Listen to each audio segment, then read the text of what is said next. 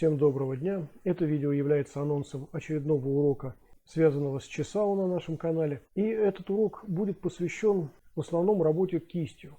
Поэтому урок будет не очень сложным, по крайней мере так покажется поначалу. И как правило такая работа кистью очень удобна начинающим, у которых нет еще хороших степеней свободы, таких проработанных степеней свободы в области локтевого сустава, плечевого сустава, в области центральной оси и так далее. Все-таки, согласитесь, легче следить за кистью собственной руки, чем за множеством других каких-то суставов, за телом вообще и так далее. В общем, поначалу этот урок покажется, наверное, несложным. Но я знаю, что возникают определенные сложности у людей, которые уже более или менее начинают осваиваться в Чесао.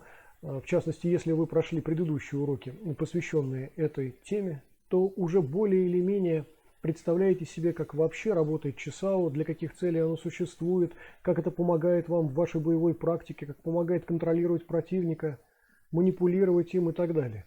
И тут внезапно оказывается, что вам надо сконцентрироваться всего лишь на одном суставе. Ну, точнее сказать, на ряде суставов, связанных с вашим запястьем, с работой вашей кисти.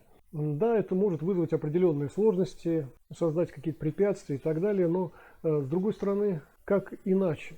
Если вы хотите быть бойцом-универсалом, если вы хотите, чтобы вы комфортно себя чувствовали в разных ситуациях, следовательно, надо создавать эти разные ситуации и уметь работать при помощи такого метода, другого, пятого, десятого и так далее. И в конечном счете те, кто проходят этот путь более или менее в течение, ну скажем, нескольких месяцев или полугода, те, кто проходит этот путь, отмечают, что жизнь-то становится легче, спарринговая практика становится проще.